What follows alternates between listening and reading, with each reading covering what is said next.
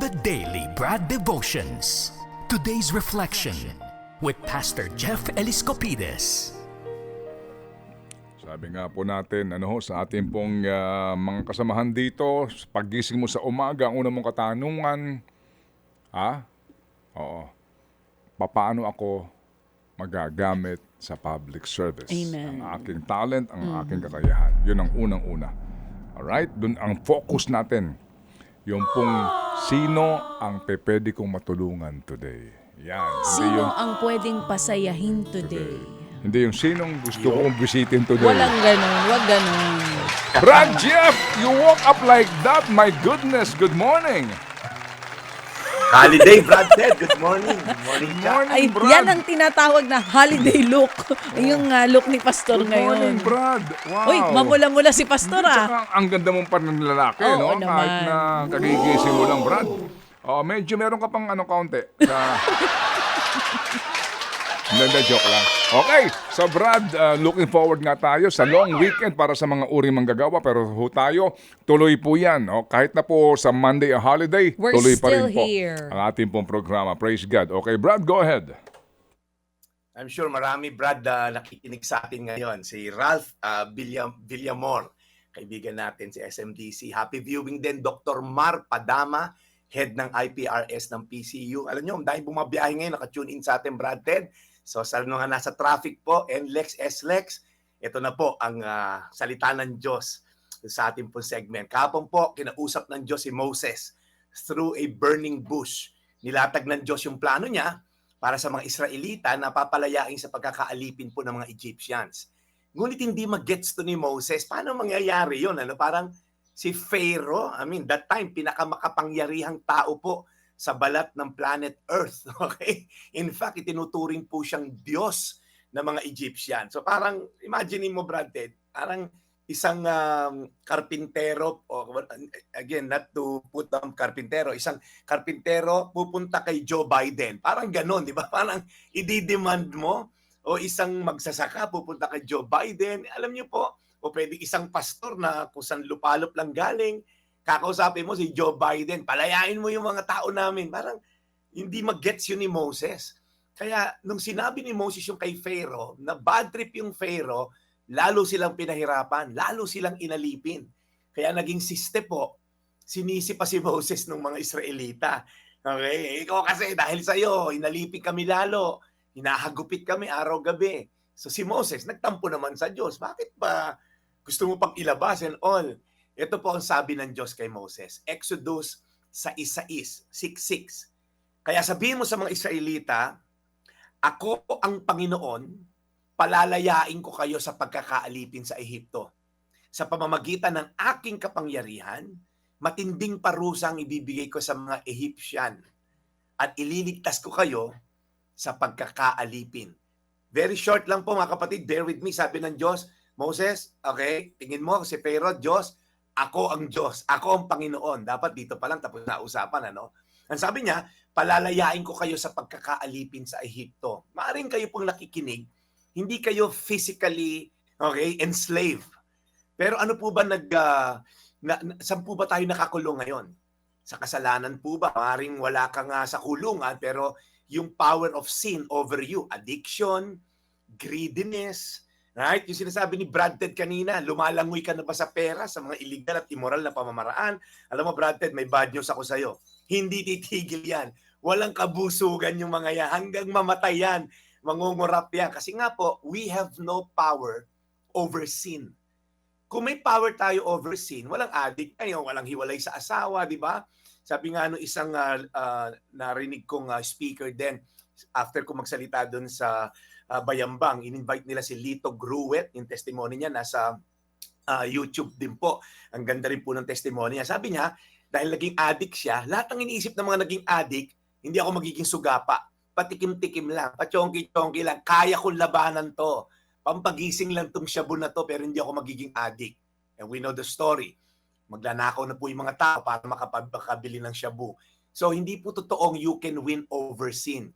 Kaya nga po may mga relapse kahit ma-rehab, Ang ending po kasi, si Satan comes to steal, to kill, and to destroy us. through sin, sa pamamagitan po ng kasalanan. Kaya sabi ni God kay Moses, sa pamamagitan ng aking kapangyarihan. Moses, hindi kayo makakalaya dahil kayo magaling, dahil ako ay powerful. Hindi po natin kayang labanan ang kasalanan. Kaya kinailangan po ni Jesus bumaba, mamatay sa krus ng Kalbaryo upang pagbayaran ang ating mga kasalanan. Kaya po kung ikaw ngayon nasa bingit na ng tatawid ka na ba sa pagiging gumon, adik, or maaling namimiti ka lang ngayon na pabarya-barya sa petty cash. Okay? Lalaki po yan. Hindi po mangyayari na papiso-piso lang inuumit mo. Darating yan, magiging libo yan, milyon yan. Hanggang mamatay ka, pagka wala pong intervention ni God, yung sin will take over you. Kaya po mag-ingat po tayo. Pag pinapasok natin kahit katiting na pagnanakaw, magiging sugapa ka na rin sa pagnanakaw. Kaya nga yung payo ng isang whistleblower, moderate your greed. Hindi totoo yun. Hindi kayang i-moderate ang greed because it's a power na hindi natin kayang labanan. That's why Jesus had to come to overcome sin and death. Yan po ang tinalo ng Diyos sa krus ng Kalbaryo. The power of sin and the power of eternal death. Kasi po, kung di nyo alam, ang kabayaran ng kasalanan ay kamatayan. For the wages of sin is death. Kaya po, ingat po tayo. Kaya sabi ni God kay Moses, Exodus 6:6, sabihin mo sa mga Israelita, ako ang Panginoon. Palalayain ko kayo sa pagkakaalipin sa Ehipto sa pamamagitan ng aking kapangyarihan. Matinding parusang ibibigay ko sa mga Ehipsyo at ililigtas ko kayo sa pagkakaalipin. Tayo manalangin, Panginoon.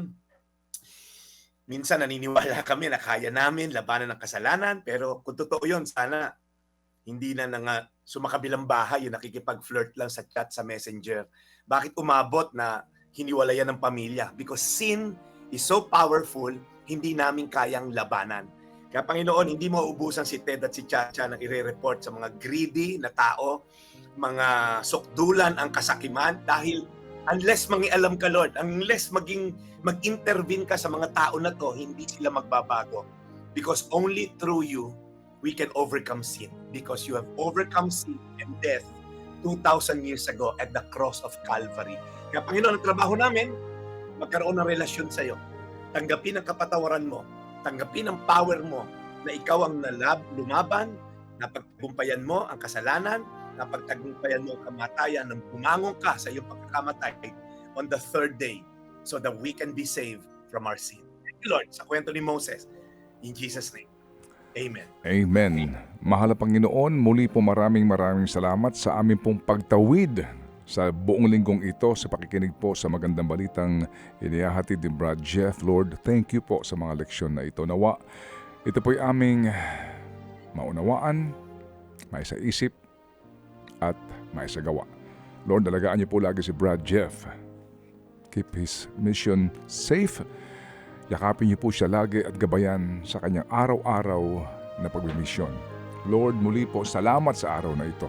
Salamat po sa lahat ng mga nagtitiwala sa aming programa at ganoon din po, Panginoon, sa lahat po ng ito lang ang inaabangan sa aming programa. Ito ang pinaka-importanting bahagi po ng aming program, and thank you, Lord, sa pagkakataon na ito po'y maibahagi. In Jesus' name we pray. Amen. Amen. Salamat na marami.